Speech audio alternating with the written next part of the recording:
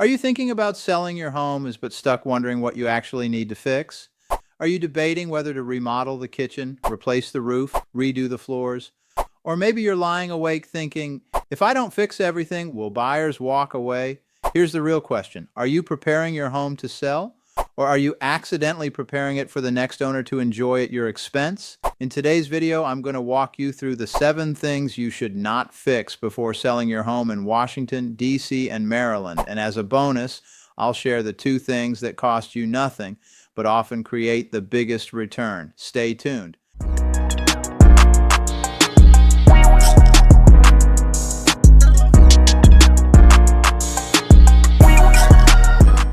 Hello folks, this is Rob Clarke, a local real estate agent serving Washington, D.C. and Maryland. On this channel, we break down what it's really like to live, work, eat, and play in this area, using real data and clear analysis so you can make confident real estate decisions. If you're thinking about moving to D.C., relocating within Maryland, selling your home, or just want a realistic picture of what's happening in the market in 2026, make sure you hit that subscribe button and tap the bell so you're notified every time we release a new video. We help people relocate from all over the country, and we absolutely love it. So when you're ready to explore your options, give us a call, text, or email anytime. Let me slow this down for a second.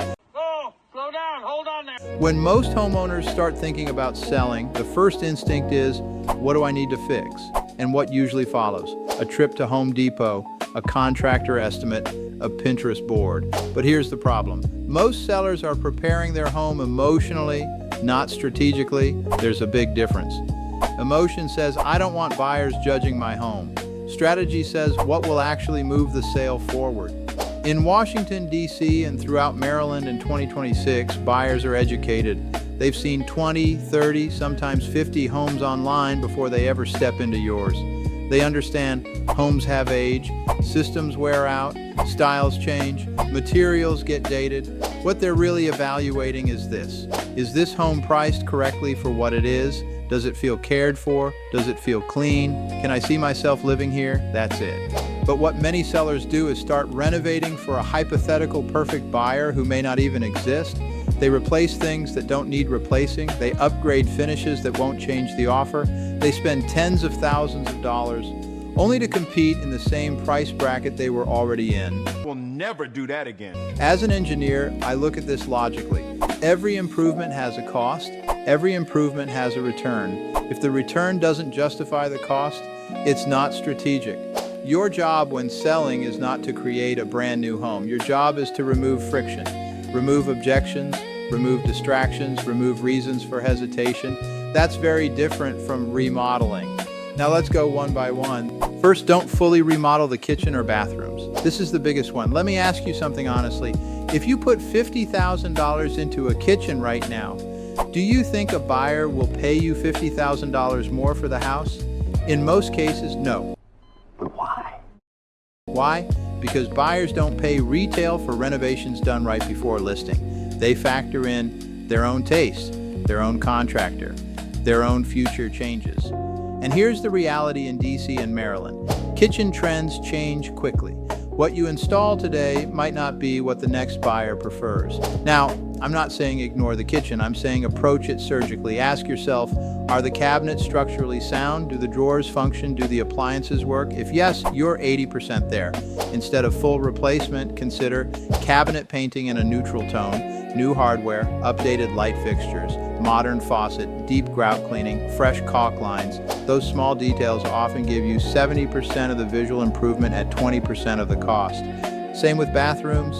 A $600 reglazing job can make a tub look brand new. Replacing an entire bathroom for $25,000, that's rarely a smart pre-sale move unless there's damage. Remember, buyers want clean, buyers want functional, buyers want bright. They don't necessarily need luxury finishes to make an offer. Second, don't replace the roof just because it's older. This one surprises people. Roofs are expensive. $15,000 to $30,000 depending on size and material. So sellers think, I better replace it so buyers don't get scared. But here's how buyers actually think. If the roof is not leaking, if it passes inspection, if it has a few years left, They typically negotiate a credit. And here's the key. A buyer doesn't expect a 25-year-old house to have a brand new roof. They expect age. What matters more? Transparency. If the roof is 20 years old, disclose it, provide documentation, price appropriately. Sometimes a $5,000 credit at closing is far more strategic than spending $25,000 up front. And when you replace a roof, buyers don't usually say, "Wow, I'll pay more." They say, "Good, it should have one." That's the difference.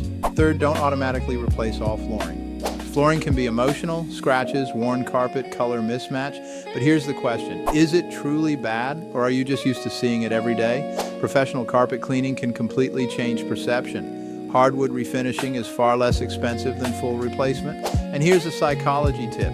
Consistency matters more than luxury. If your main level has 5 different flooring types, it feels chaotic.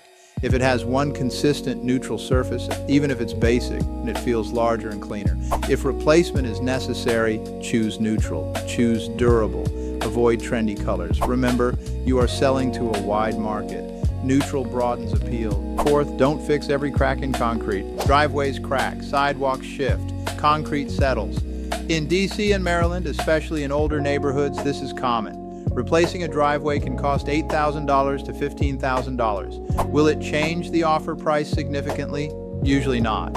Instead, focus on power washing, cleaning edges, removing weeds, improving overall presentation. Presentation drives emotion. Perfection rarely drives price. Fifth, don't replace the front door. Curb appeal matters, but replacing the entire door, often unnecessary. Instead, fresh paint, modern hardware, updated lighting, clean glass, clear house numbers.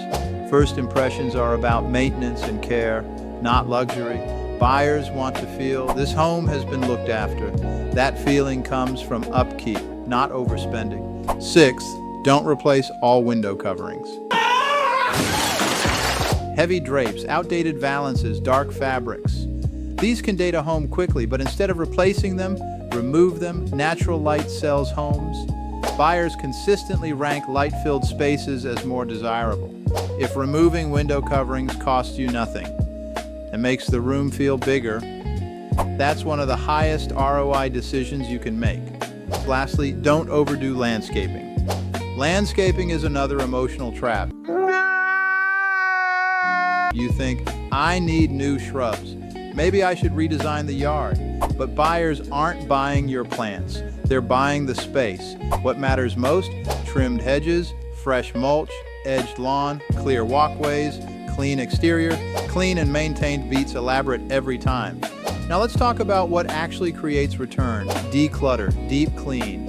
And I don't mean surface clean, I mean inside cabinets, baseboards, grout lines, window tracks, garage floors, light fixtures. Here's why. Buyers don't just see, they feel. If a home smells fresh, feels open, and looks bright, their guard drops. And when emotion shifts, offers follow. Decluttering does something powerful. It allows buyers to mentally move in. If your home feels like it belongs to you, it's harder for them to picture it belonging to them. That mental transition is critical. Remove excess furniture, clear countertops, organize closets. Closets sell homes. If they look cramped, buyers assume storage is limited. If they look spacious, the entire house feels bigger. That costs nothing, but changes everything. Here's how I approach this as an engineer. We evaluate 5 things: neighborhood standards, competitive listings, price bracket, market pace, inspection expectations. Every improvement is evaluated against return, not emotion, not pride. Return. Selling is not about fixing everything, it's about identifying what actually matters.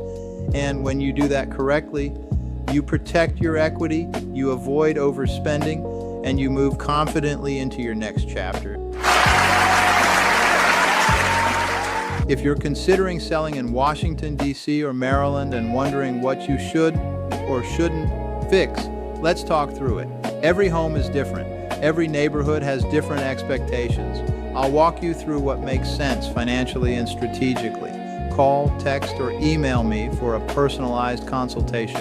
And if this video helped you think differently about preparing your home for sale, Subscribe and hit the bell so you don't miss future market breakdowns. I'm Robert Clarke, helping you make smart strategic moves in DC and Maryland. See you in the next video.